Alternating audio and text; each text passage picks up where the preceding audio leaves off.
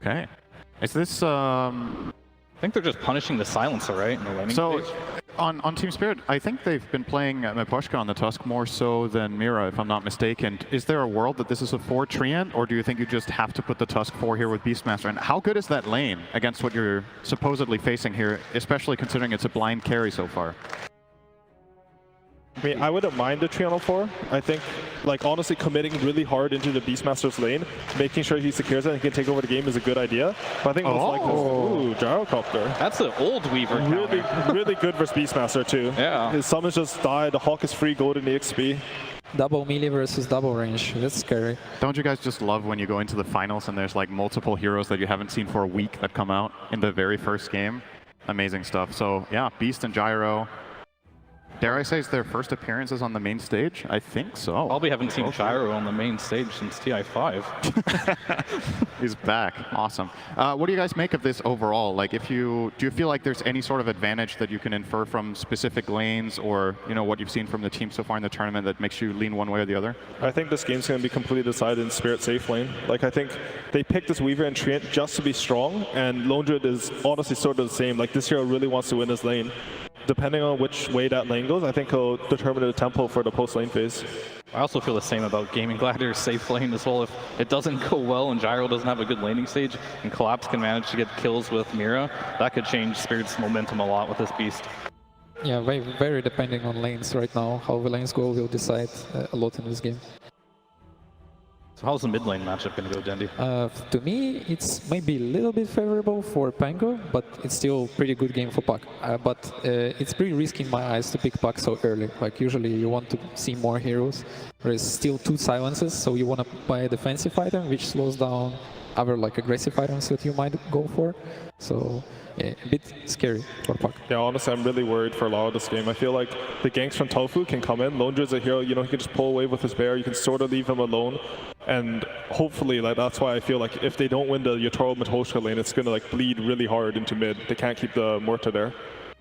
What do you guys make of the Tusk here that Spirit ended up going for into Silencer, who's notoriously a really good anti-save hero, and a big part of the Tusk is saving allies with Snowball? Do you think that's maybe a little bit on the risky side, or? I think he wants to kill the Silencer. Yeah, I think this is a hero that can just like get on him and kill him right away. It's going to be more of an aggressive Tusk team instead of a defensive one. Yeah, for sure. We're going to double jump with Puck. That's where we're going to be their target number 1. All right. Thank you guys very much for your insights. We are ready to get into the game, but before that, we're going to a coach's interview with Silent from Team Spirit.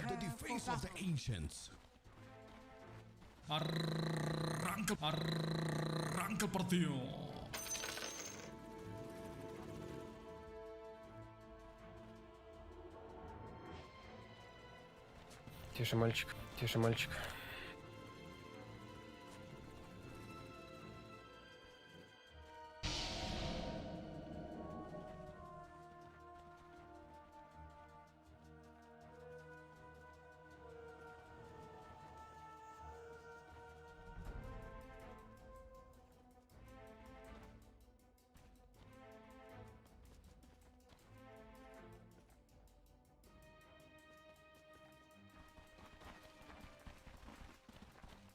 Thirty seconds to battle.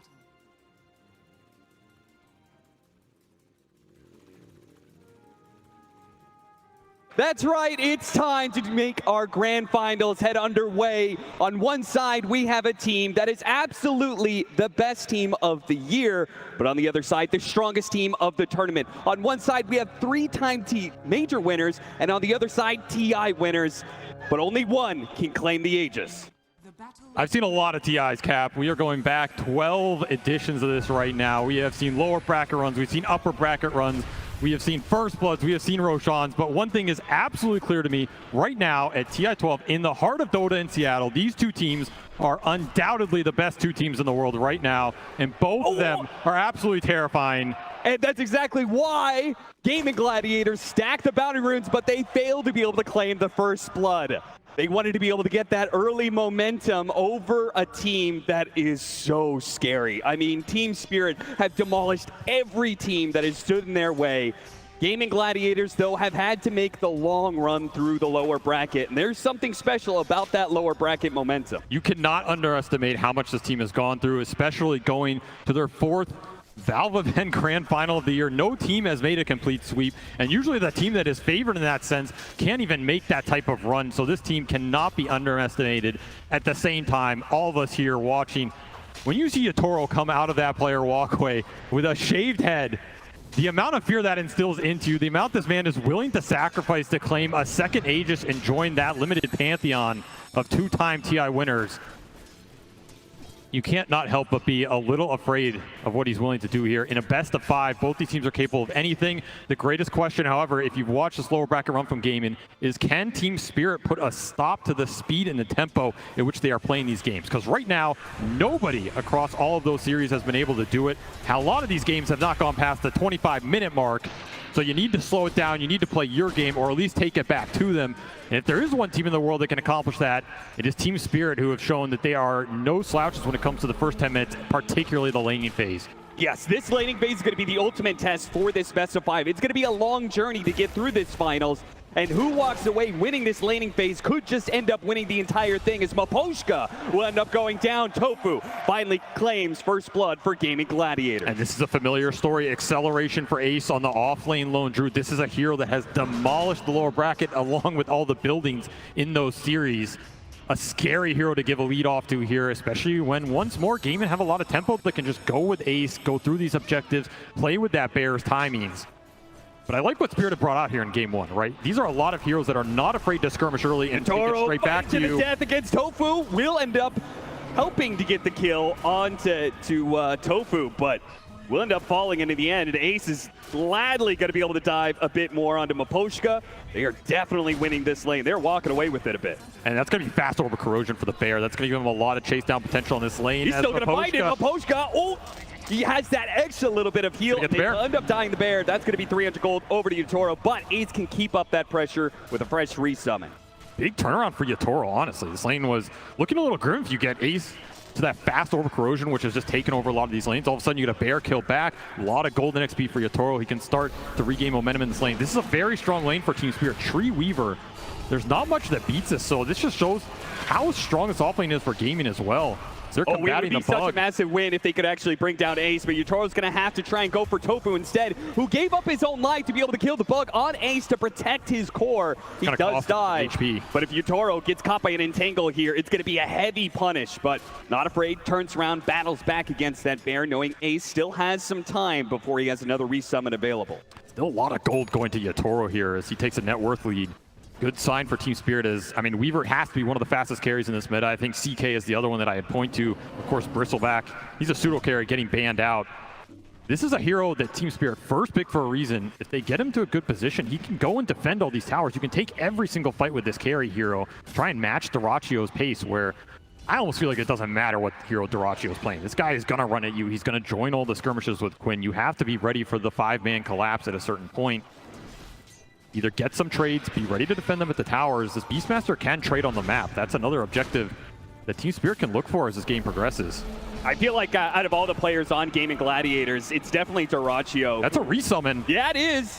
Ace, he'll lose yet another Bear, and Yatoro's just climbing up the network chart now. A laning phase that started off a bit bad for them, but now they've got a full 20-second window with no Bear, so they should easily be able to get most of the CS. And also the bounty. Man, he is sitting at 3K net worth already, way ahead of anybody else in this game. It adds up real fast. These Bears are worth a lot. It's also extra damage going into Ace. You're not healing while the Bear's on cooldown.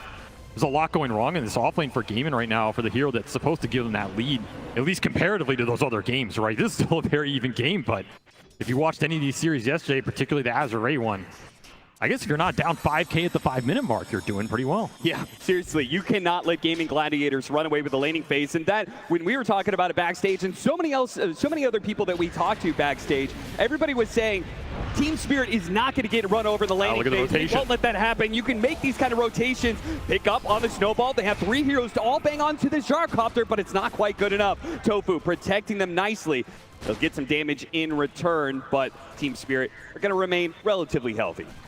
Nice missile dodge on the snowball. Mira, he's going to be able to make some really nice plays this game. This Tusk is a hero that can not only give him the physical burst to go through the bear at the later stages, but the snowball dodge on heroes like Gyro and Pango that have to throw out their spells at the start of a fight. It can get you your core BKBs off. It can stall out the fight, get you a roar off of, Collapse coming back out of it. Something that could be really instrumental as this game progresses here.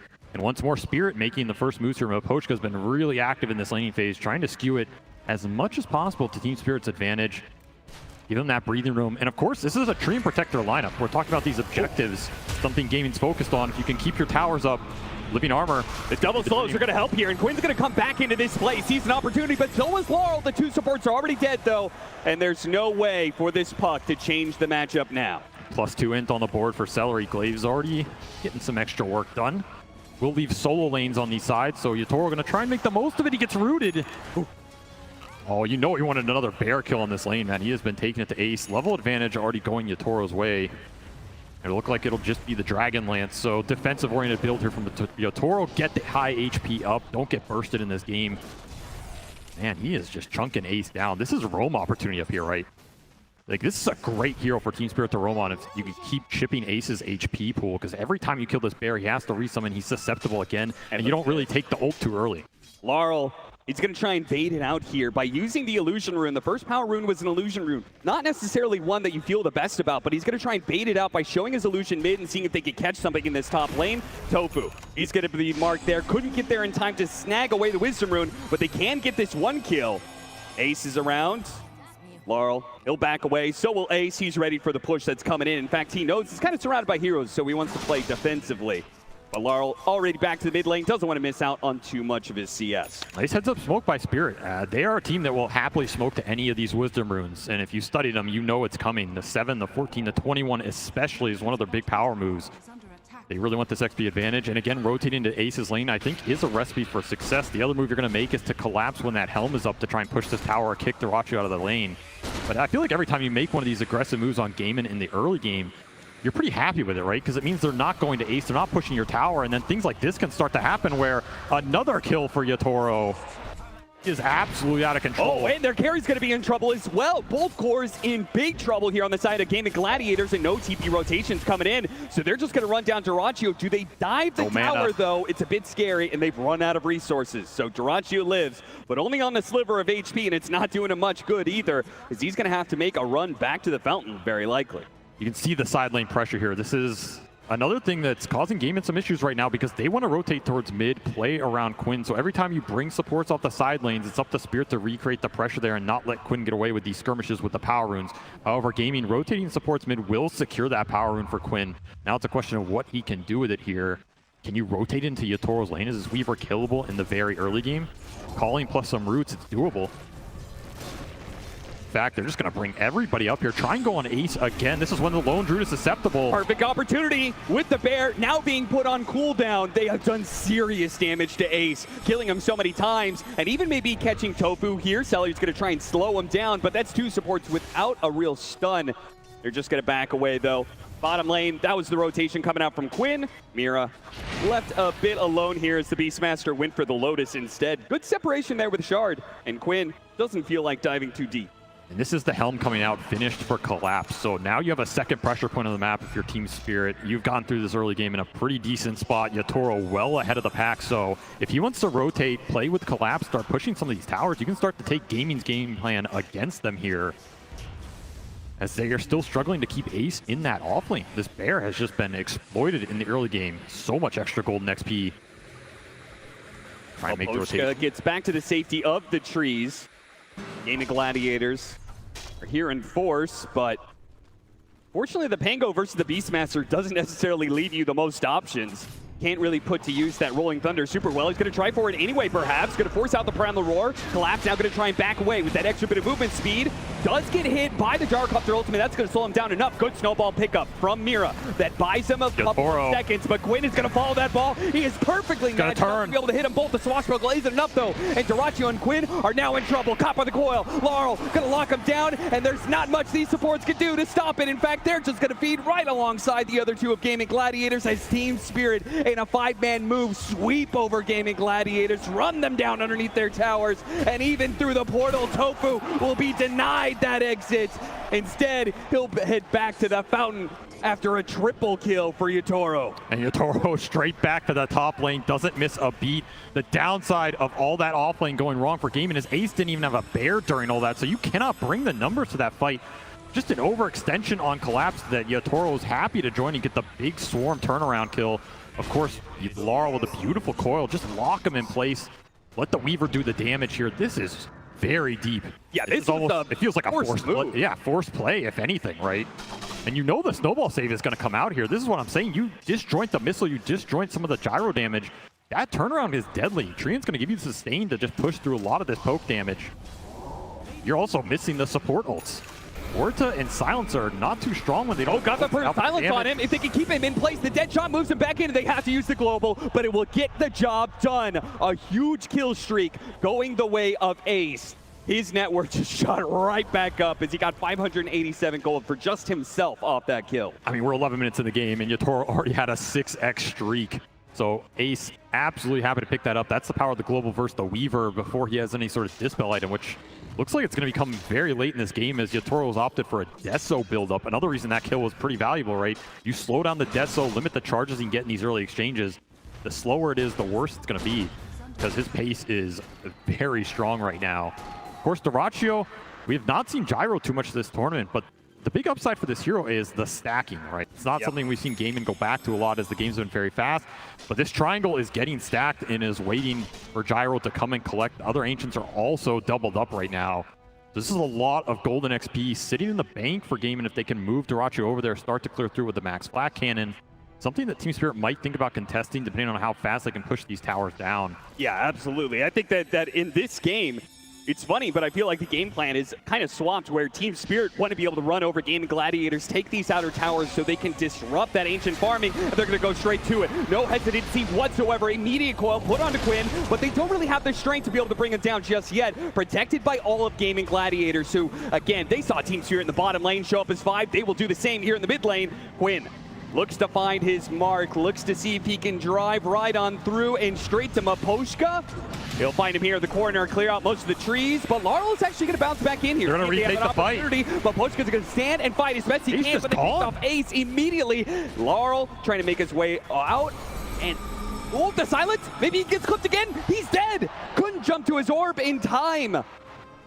Yeah, they get Ace, but it does cost them quite a bit as Larl was a big piece of the momentum for Team Spirit here. tOfu coming up big. Calling is just going to be their biggest way to deal with puck in these team fights. If you can land it, it's probably a dead puck. You dead shot him back into it. It's an extended duration here. Once more, that fight got dragged out. Really nice disengage from Spirit. Draw them back up the ramp. Waste this Rolling Thunder. Chasing Miposhka on the cliff. Yatoro gets another pretty good angle. You can see the aggressiveness they're trying to play with this Beastmaster right now. They're taking the push to Gaimin, not playing defensive at all. And once more, the aggression continues. No Rolling Thunder for Quinn right here. Bubble sounds to try and protect him. Another swashbuckle up in a second. He's actually going to turn and fight as best as possible, but the puck is going to be the end of Quinn. I thought he was going to swashbuckle down and away from the trees. Maybe that was an error. This is looking all Spirit in this first 50 minutes here. They're getting a lot for their Beast, the start for Yatoro, and now it's just going to have to come back down to the flat cannon, clearing through the Ancients to put dyrachyo in a spot where he can start to take these fights. This is a position we've not seen Gaimin in a while, right? In this tournament especially. They are usually the ones with a very strong lead going into this 15-20 minute mid-game period. All of a sudden they're on the back foot. Double damage definitely going to help accelerate dyrachyo here. But we talked about the resiliency of this team, right? There's a reason they're here in this Grand Finals. There's a reason they've been in a lot of them, too. This is not a team that can only play from ahead. They're going to have to show some resiliency here and playing a little bit from behind, particularly with, I mean, maybe Ace's times, but honestly, he's found a lot given his start. I'm surprised at how rich he is. Yeah, he's got 3 deaths. I think his bear has died like 5 different times in this game, but still second in the network chart. Still, though, Spirit clearly holding the tempo control of this game. They're up by 3K. They've got to be feeling pretty good about it. Even if they couldn't stop the gyrocopter from clearing out stacks, they don't have to do it the first time around. Just taking these outer towers and trying to scrunch in the map a little bit. Yeah, take advantage of the fact that dyrachyo's not ready. And it is dead even. And that would have been my prediction before this series as well. Goes to show. I mean, respecting the Ace timing as well, too. Right? Yes. Like this Radiance on the Bear, we have seen them do an incredible amount of work with it, and it's coming soon. I think Team Spirit really want to finish off this mid tower before those timings reach the Aghanim Scepter on dyrachyo, the Radiance on Ace here. And these acceleration items, that's the thing. If you get Gaimin time to get to their big farm items in the Radiance and the Aghanim Scepter on dyrachyo, those items let you fight, but they also let you just clear the map. So holding these tower ups, if you can limit the space they can use these farming items on in terms of the sides of the map, that's going to feel really nice with this Treant Protector lineup. Miposhka did not go for living armor points early, hasn't even needed them at this point, and all 3 tier 1s are up. Another aggressive foil play. tOfu with the calling, trying to protect Mira just outside of that silence, uses a snowball, trying to get some distance. Nice dead shot though, actually hit Larl in the background. Yeah, but the exchange on the other side of the map, Ace going down to Yatoro again with this Desolator. Instant reveal, gets 2 charges on it, plus a bear kill as he was just pushing towards that Radiance. 700 off. And this tower dies. This is an influential tower for what Gaimin want to do on the map, because now both Ancients are exposed and Yatoro straight in there. He would have liked to have found that stack, but he will be happy to take the net worth away from dyrachyo, a hero that just needs these camps up. Now you're going to have to need a bit of a backup plan if you're Gaimin Gladiators. You no longer have that good control over the double Ancient stacks like you're talking about. And look at this fast shard for Yatoro too. Yeah. This is where Weaver's just absolutely terrifying. You're getting the extra Geminate hit off the Sakuchi, going through everybody with an early Desolator. These heroes just don't have the armor to deal with this right now. Now if you don't burst him. He wants to play super aggressive and get on top of people, which against these kind of silences could play against them. That's why it's very important for them to get this Aegis, get this second life. It gives them time to get the BKB up on Yatoro, so he can't get punished just yet. I mean, this man has absolutely no chill. He's not here to win an Aegis. He's here to take it away from you. And right now, he is controlling the tempo of this game. It's going to force Gaimin into a smoke that yields nothing, right? They are nowhere here in time, and still missing those big core items to take the fight anyway. You're still 300 gold off this Radiance for Ace. That's your big 5v5 timing. Just an awkward point. Yatoro playing this game way too fast right now, and the Beastmaster from Collapse speeding everything up. Helm of the Overlord is already done, by the way, so this map pressure is going to escalate.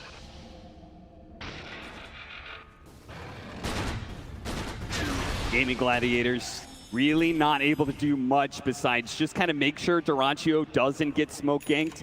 Playing around him heavily. Here comes the pressure from Team Spirit, though. Radiant's done. This is a good point to get it done if you want to defend this tier 1 mid.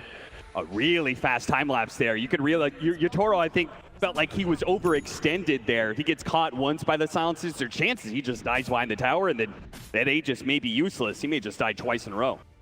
That's why this build is starting to come together for the Aegis, right? Because Yatoro still doesn't have a defensive item. The Global's still very effective here against Spirit. Larl also considering a BKB this game on Puck early just to deal with the calling and the global silence that's coming out. Gaimin have a lot of tools to lock down these mobility heroes if they can find them. Right now, Miposhka just doing some scouting.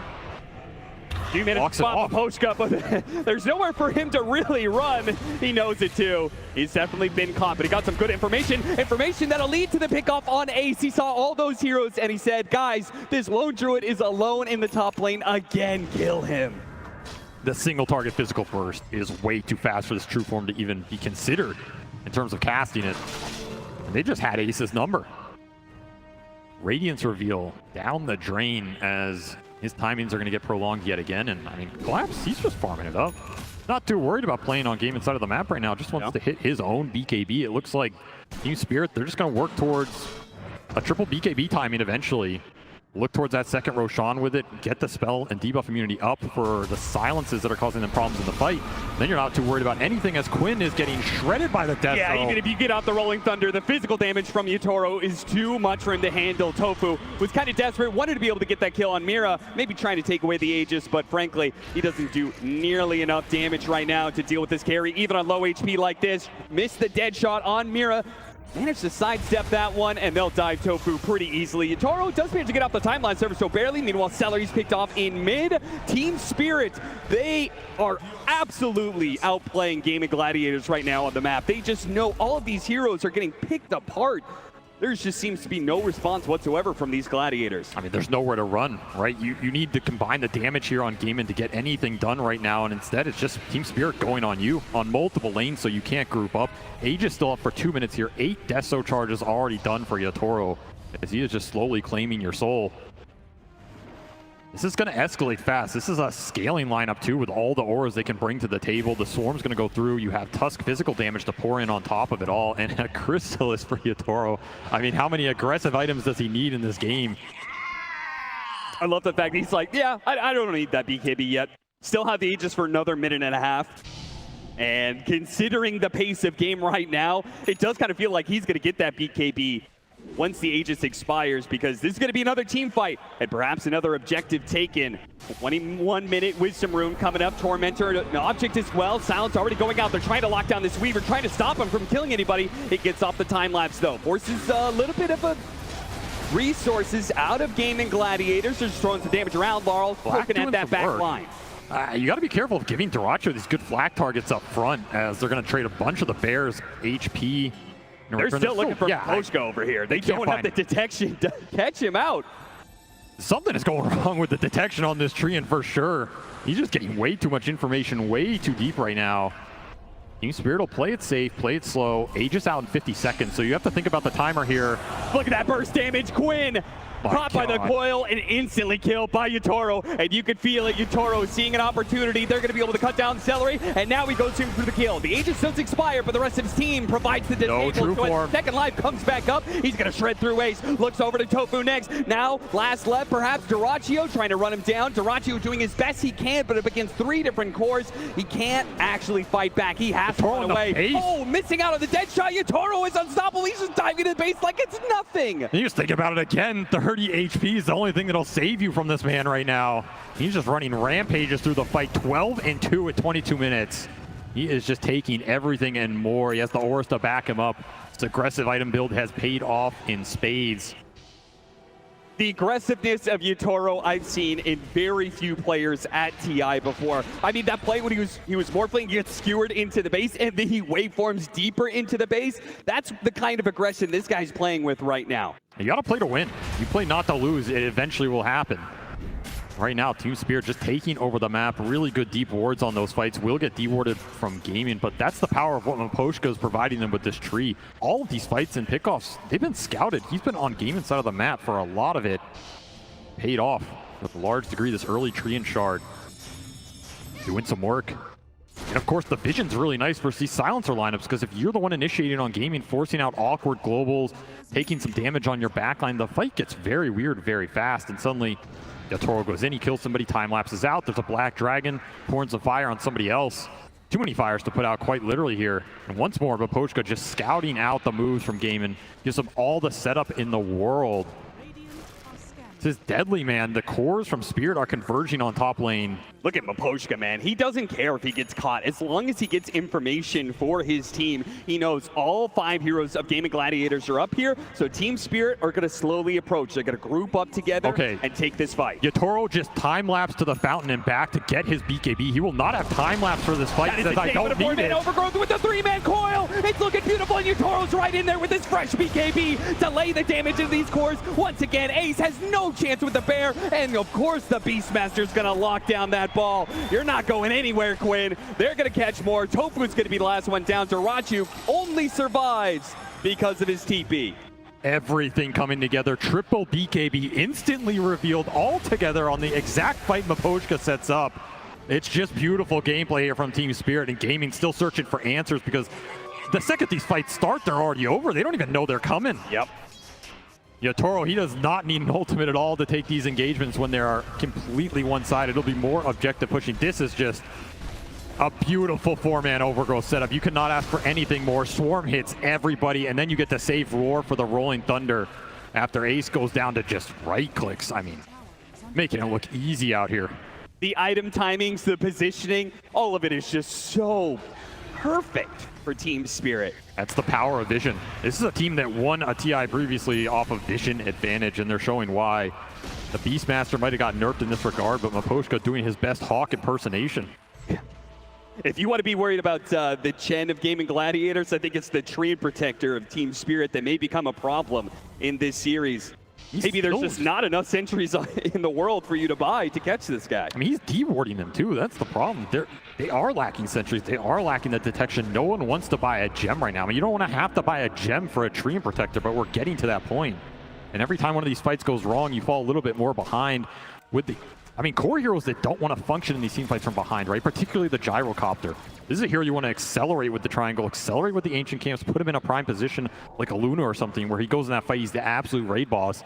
Dyrachyo has escaped these fights, but across his teammates' tombstones as cannot output the firepower to match what Team Spirit are bringing with the ball right now. And everything is looking towards this next Roshan, which Team Spirit would be very, very happy to collect and put an Aegis on Yatoro with his aggressive DPS build.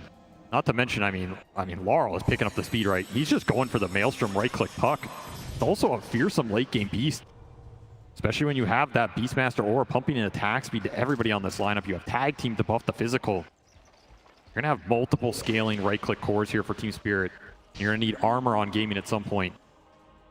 You're going to need survivability. Satanics, AC, anything that buys you time in this fight. Gaimin Gladiators almost getting caught there. The overgrowth not quite landing onto Quinn. He'll survive as a result of that. Yatoro still going to have a poke at them, though. The time lapses away before the silences catch him out.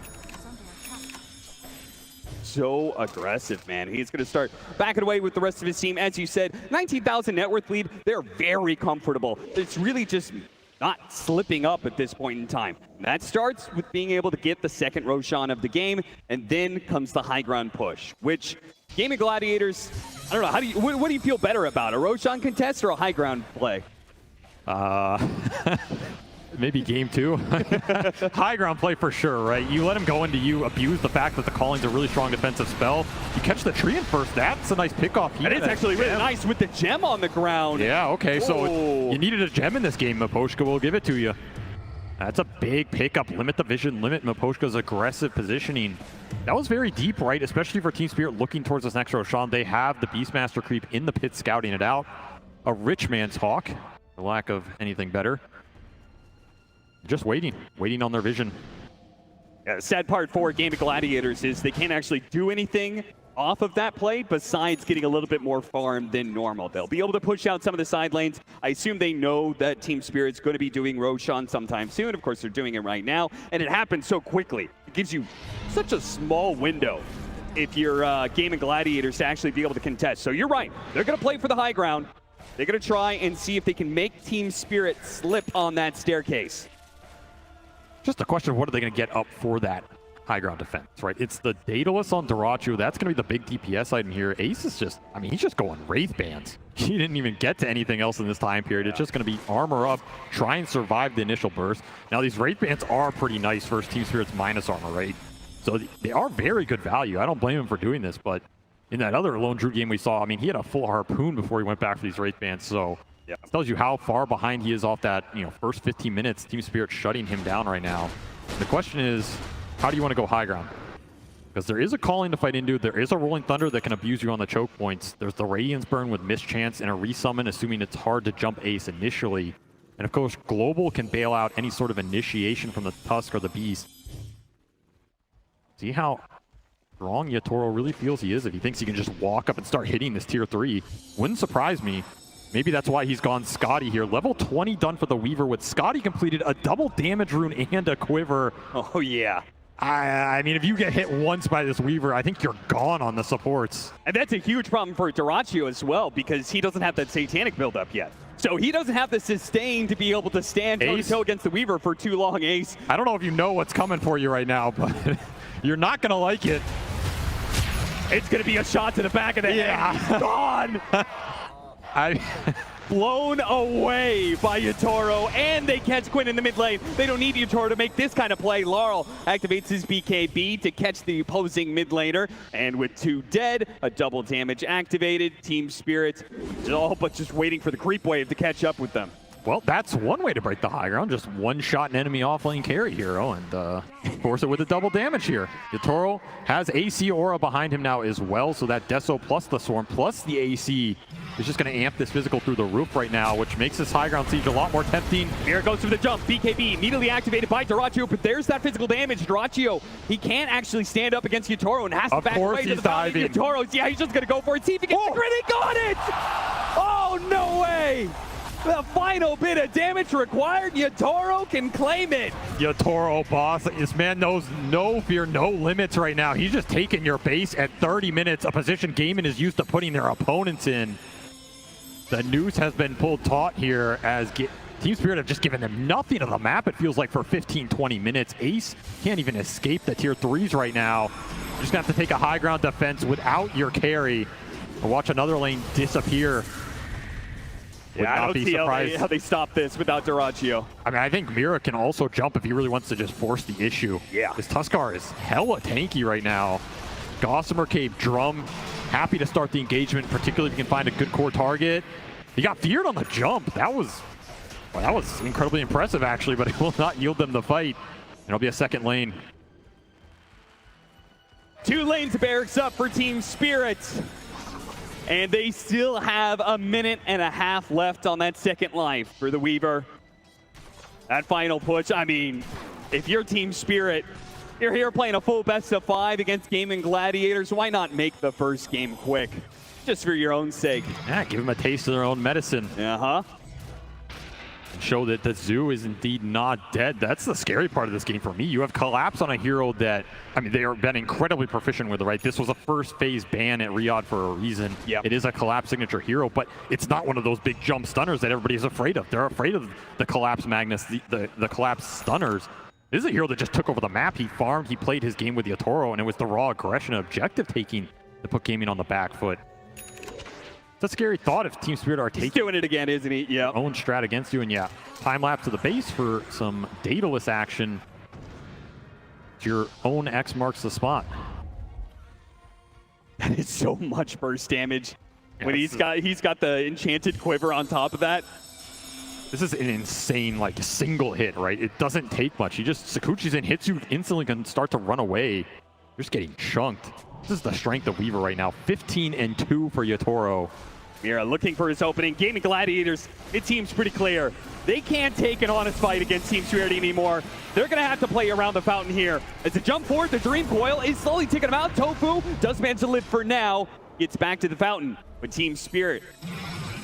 They still have more opportunities to come. The Aegis is going to expire, so Gaimin Gladiators managed to weather that storm. And it's possible that Team Spirit may decide that it's best just to wait for a third Roshan before they end it. I think Yatoro's happy to give the Aegis up. It'll free up another slot for him at the rate he's going. Yeah, seriously. He just wants more damage, more survivability. Everything is great for him right now. The scary part is you can still work towards a Tusk Ags in this game. I mean, Mira's quite farmed. Oh, yeah. You're talking about a high ground break mechanism. If they really get in a stalemate and need it, he's going to kick someone out, and Yatoro just runs straight into them. Pops his BKB, turns around. Oh, man, that damage is just building up so quickly. Quinn's got it in an instant, so is the Bear. dyrachyo battling up against Larl, but the big bad boss of the fight is definitely Yatoro, and once he turns his eye on a hero, it disappears. Over. Game over for this one. The Team Spirit making absolutely no qualms about shutting Gaimin Gladiators out in their own style. 33 minutes and it's done. Such a one-sided game one. I mean, nice lower bracket run, right? Welcome to the grand finals here. Welcome to the ultimate boss of Dota right now. As you might have